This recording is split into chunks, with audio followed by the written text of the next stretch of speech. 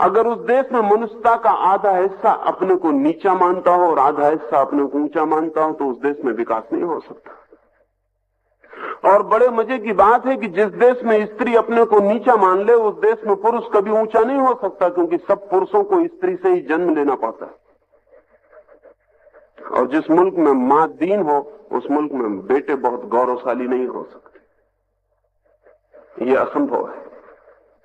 असल में स्त्री जब तक गौरवान्वित नहीं होती, तब तक पुरुष कभी गौरवान्वित हो नहीं सकता, क्योंकि स्त्री से ही सभी पुरुषों को जन्म लेना पड़ता है। और वैज्ञानिक तो कहते हैं कि बहुत जल्दी ऐसा वक्त आ जाएगा, शायद बच्चे के जन्म के लिए पुरुष की उतनी जरूरत न रह जाए। अभी भी बहुत थोड़ी ही जरूरत, उतनी भी जरूरत न रह जाए। स्त्री सीधे ही बच्चे को जन्म देने में समर्थ हो सकती 20 साल के भीतर। पुरुष बिल्कुल गैर जरूरी हो सकता।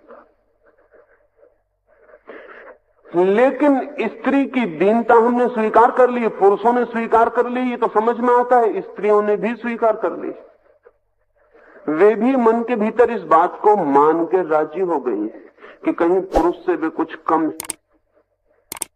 भिन्न है, जरूर, कम जरा भी नहीं, लेकिन भिन्नता और असमानता में फर्क है। स्त्रियां पुरुष से भिन्न है, ये सच, उनमें बहुत भेद है, ये भी सच, लेकिन असमान वे नहीं और हीन तो बिल्कुल नहीं, बल्कि कुछ मामलों में तो पुरुष से ज्यादा उनकी क्षमताएं।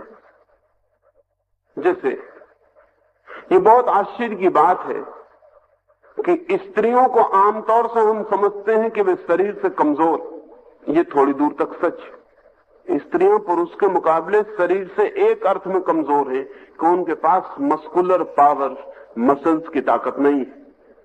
लेकिन एक दूसरे अर्थ में स्त्रियां पुरुषों से ज्यादा शक्तिशाली हैं, उनके पास रेसिस्टेंस की ताकत पुरुष से ज्यादा है। अगर एक ही बीमारी स्त्री और पुरुष दोनों को लग जाए तो पुरुष जल्दी टूट जाता है, स्त्री देर से टूटती है। स्त्रियां पुरुषों से कम बीमार पड़ती हैं और स्त्रियों की उम्र पुरुषों से सारी दुनिया में ज्यादा है। इसलिए हम पुरुष और स्त्री के विवाह में थोड़े उम्र का फासला लगते हैं। अगर लड़का 20 वर्ष का होता है तो लड़की हम 17 और 16 वर्ष की चुनते हैं। क्यों? नहीं तो दुनिया विधवाओं से भर जाए। पुरुष 4-5 साल पहले मर जाते हैं, इसलिए 5 साल ज्यादा देर तक जिंदा रहते हैं। स्त्री के पास शरीर में रेसिस्टेंस की, प्रतिरोधी की ताकत पुरुष से ज्यादा है। स्वभावतः प्रकृति ने उसे ये ताकत दी, क्योंकि उसे 9 महीने बच्चे को पेट में रखना पड़ता है, जो कि कोई पुरुष को भी रखना पड़े तो पुरुष जिंदा रहने से इंकार करता। 9 महीने एक जीवित व्यक्तित्व को अपने भीतर विकसित करने के लिए उसे जितनी पीड़ा झेलनी पड़ती, उतनी पीड़ा झेलने की शक्ति भी उसके पास। उसे प्रसव की जितनी पीड़ा झेलनी पड़ती, उसको भी झेलने की शक्ति उसके पास। और बच्चे को पैदा करना तो ठीक ही है, बच्चे को बड़ा करना भी एक बहुत बड़ा संघर्ष। अगर पुरुष के पास रात को बच्चों को सोने के लिए छोड़ा जाए तो या तो बच्चों की गर्दन पुरुष दबा देंगे या अपनी गर्दन दबा लेंगे। तब उनको पता चलेगा कि एक बच्चे को रात भर सुलाए रखना पास कैसे उपद्रव की घटना। स्त्री के पास पीड़ा को झेलने की क्षमता पुरुष से ज्यादा है। ये जान के आप हैरान होंगे कि 115 लड़के पैदा होते हैं जन्म के समय और 100 लड़कियां पैदा होती हैं। जन्म के समय लड़कों की संख्या 15 ज्यादा होती है, लड़कियों की 15 कम होती है। लेकिन विवाह की उम्र पाते पाते 100 लड़कियां रह जाते हैं, 100 लड़के रह जाते हैं, 15 लड़के खत्म हो जाते हैं। लड़कों की मृत्यु दर लड़कियों से ज्यादा है।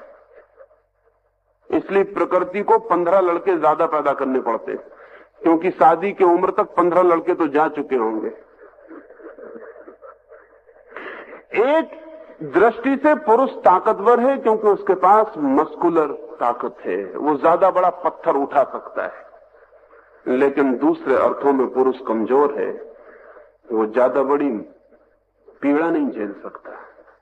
और ध्यान रहे, इसलिए स्त्रियों का भविष्य पुरुष से ज्यादा उज्जवल है, क्योंकि मसल्स का काम तो मशीन करने लगी, लेकिन पीड़ा झेलने का काम अभी कोई मशीन नहीं कर सकती। पुरुष की ताकत रोज बेमानी होती जा रही, इसलिए पुरुष की मसल्स खोती जा रही, क्योंकि अब पत्थर किसी पुरुष को नहीं उठाना, वो क्रेन उठा देती। और किसी बड़े वृक्ष को पुरुष को नहीं काटना है, वो आरा काट देता है। पुरुष के मसल्स की ताकत तो मशीन ने ले ली, इसलिए पुरुष की शक्ति का भविष्य में बहुत उपयोग नहीं है। न उसे तलवार चलाने की जरूरत है, न उसे लकड़ी चीरने की जरूरत है, न पत्थर फोड़ने की जरूरत है, लेकिन अभी स्त्री की शक्ति मशीन लेने में असमर्थ है। इसलिए मैं आपसे कहना चाहता हूं कि भविष्य में स्त्री रोज ताकतवर होती जाएगी, पुरुष रोज कमजोर होता जाए। लेकिन पुरुष ने स्त्रियों को सिखा रखा है कि स्त्रियां कमजोर, और स्त्रियां ये मान के बैठ गई कि वे कमजोर हैं, पुरुष ये मान के बैठ गया है कि वो ताकतवर। असमान नहीं है, दोनों भिन्न हैं जरूर। पुरुषों के पास निश्चित ही तर्क करने की क्षमता स्त्रियों से थोड़ी ज्यादा है, थोड़ा ज्यादा तर्क कर सकता है, क्योंकि उसके पास भावना की क्षमता थोड़ी कम। भावना की क्षमता स्त्रियों के पास ज्यादा है।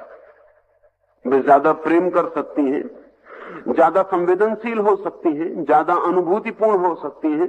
पुरुष ज्यादा तर्क कर सकता है, ज्यादा गणित कर सकता है, लेकिन इस वजह से कोई नीचा और ऊंचा नहीं है। और शायद लंबे अरसे में गणित उतना कीमती नहीं है जितना प्रेम कीमती। शायद गणित से दुकान चल जाए लेकिन जिंदगी नहीं चलती। गणित से हो सकता है कि विज्ञान की लेबोरेटरी चल जाए, लेकिन जिंदगी की प्रयोगशाला में गणित बिल्कुल बेकार हो जाता है। और हम बिना प्रयोगशाला के जी सकते हैं, लेकिन बिना हृदय के नहीं जी सकते। लेकिन पुरुष ने यह समझाया है कि स्त्रियां मस्तिष्क के लिहाज से पिछड़ी हुई हैं। इसमें थोड़ी सच्चाई, लेकिन इसमें झूठ भी। अगर हम स्त्रियों की खोपड़ी का वजन नापें तो स्त्रियों की खोपड़ियों का वजन पुरुष की खोपड़ी से कम, लेकिन अभी तक हृदय को नापने का कोई उपाय नहीं हो सका। नहीं तो हम पाएंगे कि स्त्रियों के पास पुरुष से बड़ा हृदय। हमने अब तक जो आंकड़े बनाए हैं वो पुरुष को नापने के आंकड़े। हमने इंटेलिजेंस कोशियंस तो बना लिया है, हम आदमी का बुद्धि अंक नाप लेते हैं कि IQ कितना है आदमी का, लेकिन उसका लव कोशियंस कितना है, उसका LQ कितना है, उसका प्रेम करने की क्षमता कितनी, उसका नापने का हमने कोई उपाय नहीं किया। असल में पुरुष को उसकी फिक्र नहीं। स्त्रियों को यह सिद्ध करना पड़ेगा कि बुद्धि उतनी कीमती नहीं है जितना हृदय कीमती, और अंततः मनुष्य हृदय से जीता है। बुद्धि से ज्यादा जीने के उपाय खोज सकता है, लेकिन जीना हृदय में पड़ता है। और आजीविका और जीवन में बड़ा फर्क है।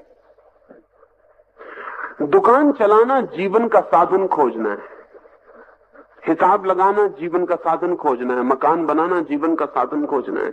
लेकिन ये साधन है, ये साध्य नहीं है, ये मीन्स है, एंड नहीं है। आखिर उस मकान के भीतर रहना है, और उस दुकान से जो कमाया गया उसे जीना, और गणित से जो हिसाब लगाया गया उस हिसाब के भीतर बेहिसाब प्रेम करना है। वो पुरुष के पास क्षमता बहुत कम। पुरुष के पास एक क्षमता है गणित की, विचार की, तर्क की। स्त्री के पास एक क्षमता है प्रेम की, हृदय की, भाव की। कहना मुश्किल है कि इनमें श्रेष्ठ किसको कहे, लेकिन अब तक पुरुष यही समझाता रहा है कि वो श्रेष्ठ